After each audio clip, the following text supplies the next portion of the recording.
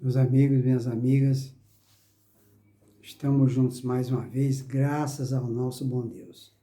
Vamos então para mais um ensinamento que virá mais uma vez através do livro de José Carlos de Luca, intitulado Na Luz da Vitória.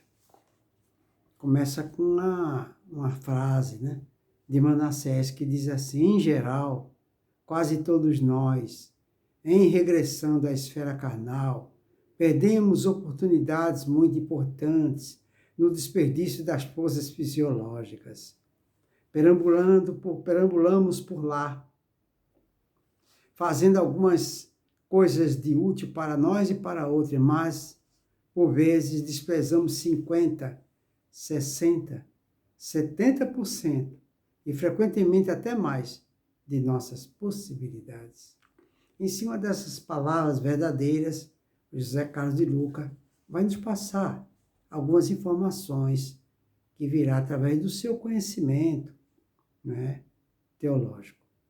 Aí ele nos diz: o que estamos fazendo da nossa vida? Que temos feito da oportunidade de ocupar um espaço nesse mundo que, apesar dos seus problemas, nos possibilita tantas experiências boas, tanto ensejo de progresso material e espiritual? Pois é, com tantas oportunidades, o que é que nós temos feito de nossas vidas? Como é que nós estamos administrando nossas vidas?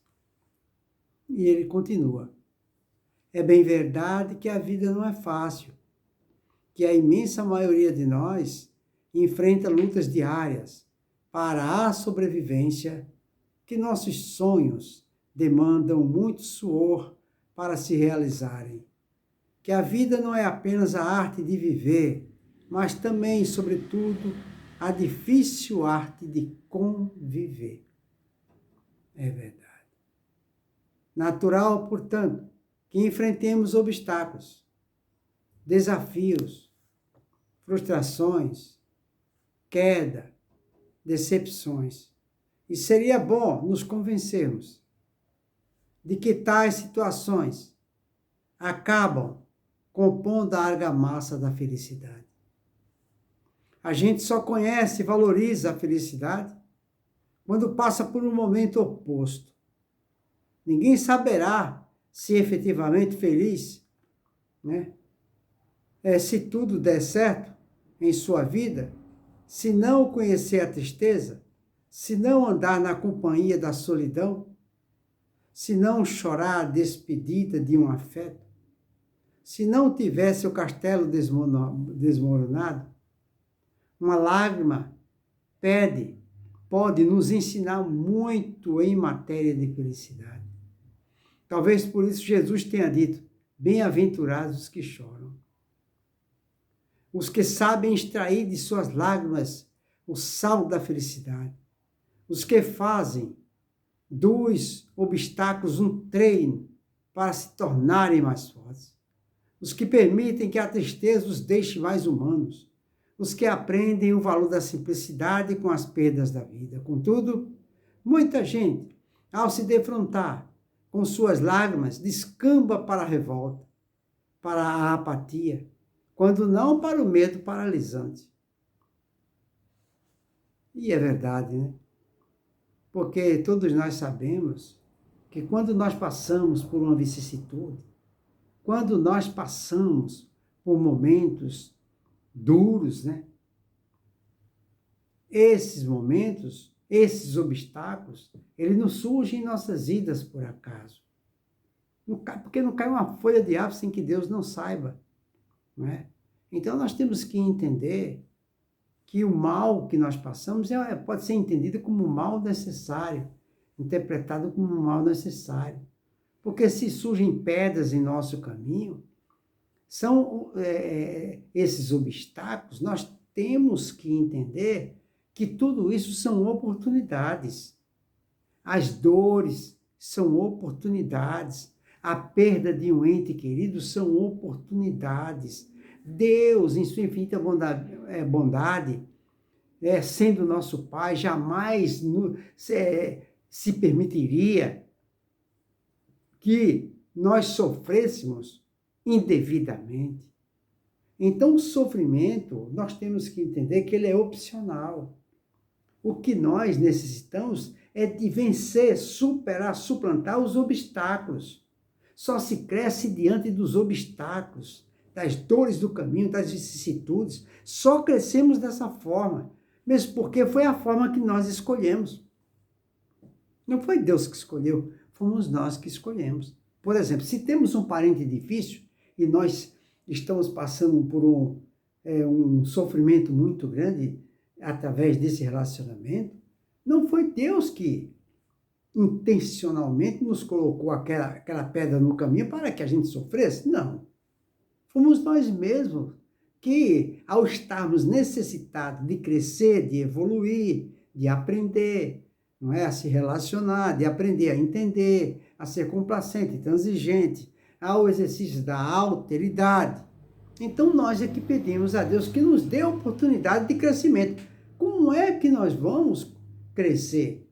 Aprendendo a conviver, aprendendo a se relacionar, que é um quesito em que todos nós tiramos 0. Aí é que está. Porque quando Deus permite, né, que a gente se depare com um parente difícil, um vizinho difícil, uma situação difícil, justamente isso é uma oportunidade que Ele nos concede para que nós cresçamos, evoluamos. Como é que eu vou evoluir diante do obstáculo?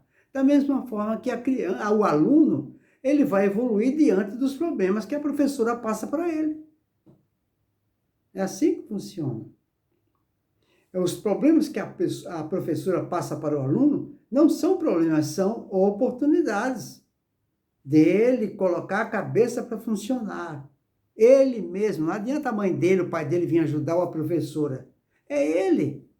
Se ele quer expandir seus conhecimentos, se o aluno quer expandir sua inteligência, ele vai ter que colocar a cabeça para funcionar para resolver aquele problema. É isso que o capacita para que ele se transforme num homem de conhecimentos elevados. A mesma coisa somos todos nós. Deus é nosso Pai. Então, visando o nosso crescimento, Ele permite que a gente se depare com os obstáculos, principalmente os relacionamentos difíceis, para que através desse relacionamento difícil, eu coloque minha cabeça para funcionar, exatamente como o aluno faz na escola. Eu coloque minha cabeça para funcionar, para que eu arrume uma forma, um meio, eu descubra uma saída para me desvencilhar daquele obstáculo que está me tirando o sono. É aí que eu expando a minha inteligência, até eu descobrir por mim mesmo, de tanto pensar, que eu posso resolver aquela situação, suplantar aquela situação, né? Esta oportunidade, que isso aí é uma oportunidade que Deus dá, eu tenho vários recursos, eu tenho a oração sistemática, eu tenho um trabalho diante dos que sofrem mais que eu, de forma sistemática e não eventual, eu tenho o meu poder mental, eu tenho Jesus, eu tenho Deus, eu tenho muitas situações favoráveis, que se eu me utilizar delas, eu posso facilmente resolver aquela situação. O próprio Jesus nos deu a receita. O próprio Jesus deu a receita, ele falou, o meu jugo é leve e suave. É só seguirmos as sugestões do nosso Senhor Jesus. Como é que Jesus lidou com os apóstolos? Meu Deus do céu! Aqueles apóstolos não eram fáceis. Pedro era um homem chucro, bronco, ignorante. Jesus soube lidar, soube se relacionar com um homem ignorante desse. E depois muitos outros, né? Outros apóstolos que traíram ele, levou ele à cruz. Cada um tinha, né? Certa ocasião, Jesus estava andando e eles estavam discutindo, vê se pode uma coisa dessa. Os apóstolos estão ao lado de Jesus, o Filho de Deus, espírito evoluído.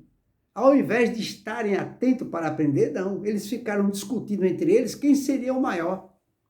Jesus percebeu. Jesus percebeu e se utilizou da sua paciência, da sua transigência, da sua complacência, não é? Para ensinar a todos eles que eram ignorantes, ainda eram egoístas, ainda queriam ser o maior. Qual deles seria o maior lá? Aí Jesus fala, é aquele que mais serve. O maior lá é aquele que mais serve. E em qualquer lugar, o maior é aquele que mais serve. E aí deu outro exemplo, foi lá e lavou os pés deles. E eles revoltados não, acharam aquilo um fenômeno. Não, Senhor, não faça isso. Nós é que temos que nos ajoelharmos e lavar seus pés. Como se fizeram isso, como se houvesse hierarquia. E entre nós não deve existir hierarquia, porque nós somos iguais. E iguais, nivelados por baixo. Mais essa. Iguais, nivelados por baixo. Então, o maior, quer ser o maior? Então, seja o que mais ajuda, o que mais serve, para que dessa forma eu conquiste o altruísmo, não é? É a virtude da simplicidade. Quando eu baixo o meu nível e me equiparo aos meus iguais, então aí eu adquiri a humildade. E só se consegue a humildade não ficando por cima, mandando os outros fazer as coisas. É eu descer do meu pedestal, me nivelar a todos eles e me tornar um deles, fazendo tudo o que eles fazem. E ainda, para eu ser o menor lá em cima, eu tenho que servir a todos eles que eu de cima e nivelei a eles. É assim que funciona. É assim que funciona. Então, tudo são oportunidades que Deus nos dá. Oportunidades. Então, olha, para ratificar isso, todo mundo foge da dor. Todo mundo foge da dor. Quando nós estamos travando um relacionamento difícil, a gente foge. Se a gente está numa empresa onde a gente se sente magoado, onde a gente se sente humilhado na empresa, onde a gente se sente mal, acabando com a nossa saúde na empresa, a gente foge. Né? Ao invés de esperar o tempo de Deus, ao invés de esperar as coisas acontecerem naturalmente, nós estamos sempre fugindo dos problemas. Aí a gente consulta o nosso evangelho. Não é? Se nós consultarmos o dicionário de todos nós aqui na Terra, se nós consultarmos o dicionário, o nosso dicionário vai nos dizer que sofrimento é algo ruim, as pedras do caminho é algo ruim, nossas vicissitudes é algo ruim, nosso sofrimento é ruim, não é? Então, o nosso dicionário vai falar que essas situações, não é? As dores são algo ruim.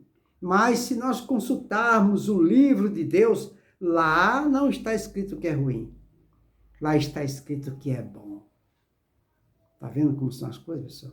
E lá, se vocês têm o Evangelho, não sei se é no capítulo 10, mas vocês vão lá, abram o Evangelho e consultem lá o título que diz assim, a paciência.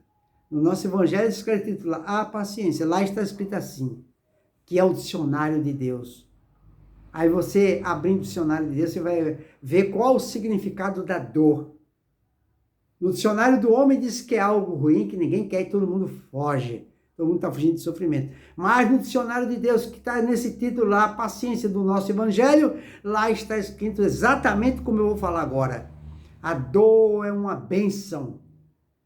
Está vendo? Já não é mais algo ruim. A dor é uma bênção que Deus envia aos seus eleitos. Não vos aflijais, portanto, quando fores visitado pela dor, mas, pelo contrário, bem dizer ao Senhor teu Deus que vos marcou neste mundo pela dor para a glória do céu, com a dor para a glória do céu. Está escrito exatamente assim. No título lá, se eu não me engano, é capítulo 10 ou 8, uma coisa assim. Então, como é que nós podemos fugir diante da dor? Como é que nós podemos? Não, o sofrimento existe diante da dor por nós não sabermos lidar com a dor. Toda dor só é grande porque a gente dá muita importância para a dor. Quando a gente não dá mais importância para a dor, ela vai embora. Ela diminui de peso, quase nem sentimos. Mas quando somos visitados pela dor, que é sinônimo, é a personificação de oportunidade, a palavra correta é oportunidade, a gente foge. Chuta para cima, chuta o pau da barraca e vai embora. Eu é que não vou ficar aqui passando por essa situação humilhante. A gente cai fora, perdeu aí.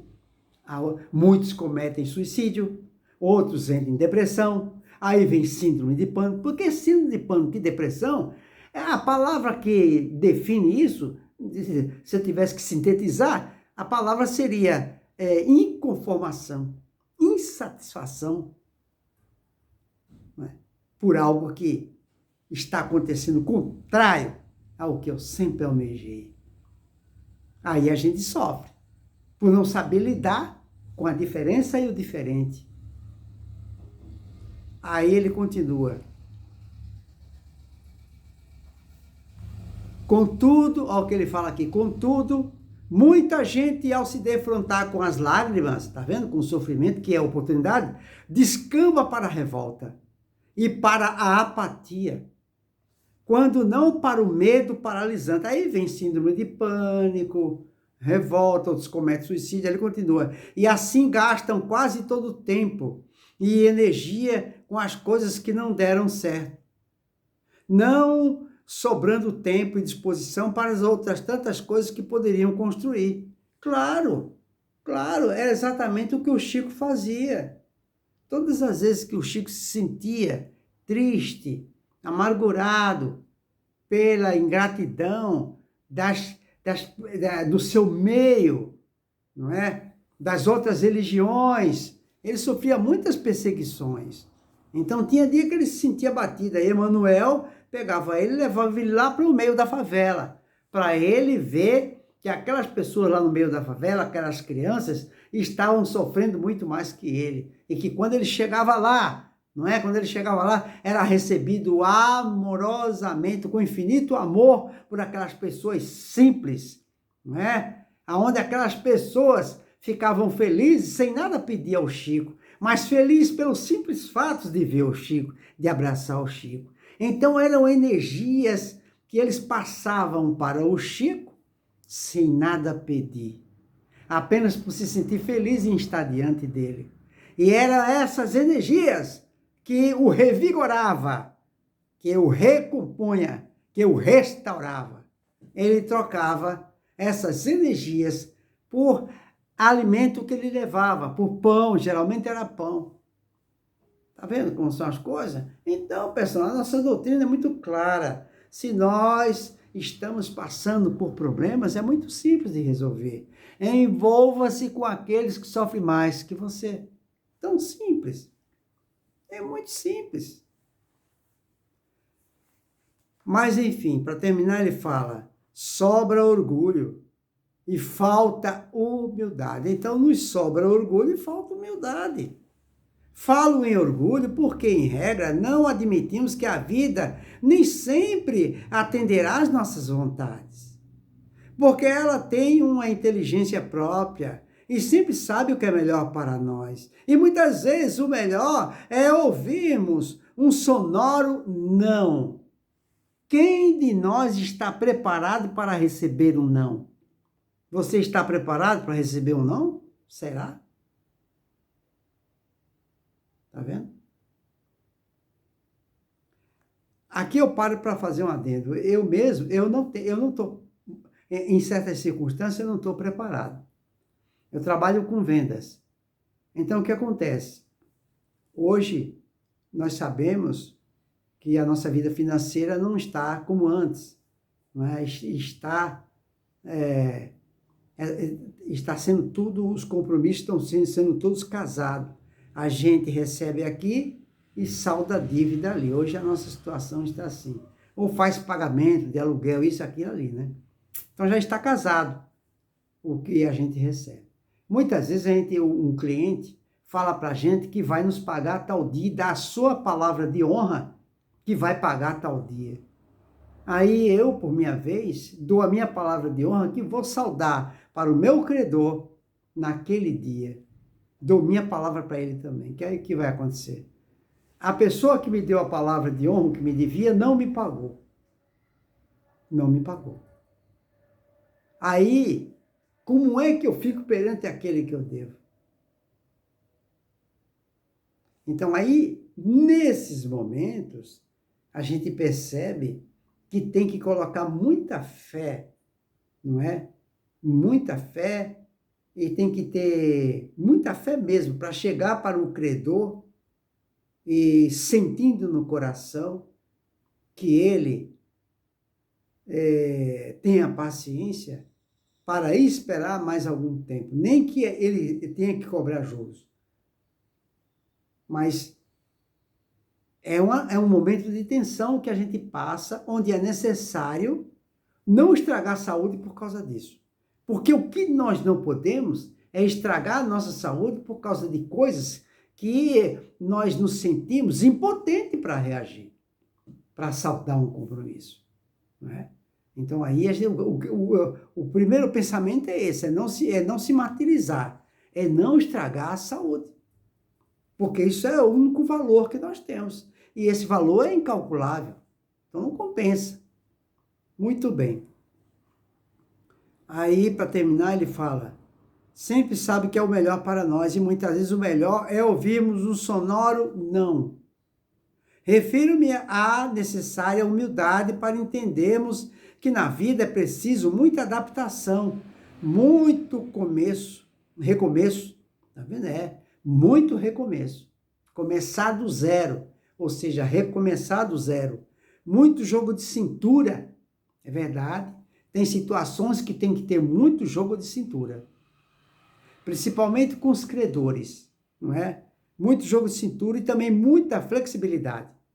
Temos que ter muita flexibilidade, não é? Muito meço, muito jogo de cintura, ou melhor, muito recomeço, muito jogo de cintura, muita flexibilidade, muito malabarismo, mente aberta e espírito sempre pronto para aprender e reinventar-se a cada instante. Reinventar-se a cada instante. Nós estamos passando por esse momento de pandemia, estamos nessa situação que ele está falando aqui. Para terminar, ele fala: não podemos permitir que nossas vidas sejam consumidas pelos espinhos da insatisfação. Se não estamos satisfeitos com a vida que temos, é nossa obrigação retirar os espinhos e encontrar um jeito melhor de fazer as coisas até que agora não deram certo. Ou mesmo avalizar se já não é o momento de pensarmos em novas estradas. O que não devemos é nos tornar colecionadores de queixas e de que a vida deveria ter sido mais generosa conosco, e com isso perdemos a nossa breve passagem pela Terra, tornando-nos aquela pessoa que gostaria de ter vivido uma vida bem diferente, mas que, em vez de tentar preferir gastar seus dias na imobilidade de uma cadeira de balanço, falta de sorte ou de atitude? Fica aí para a nossa reflexão. Né? Então, diante desses ensinamentos, só nos resta para todos nós, não é? Uma boa noite e que Deus nos abençoe.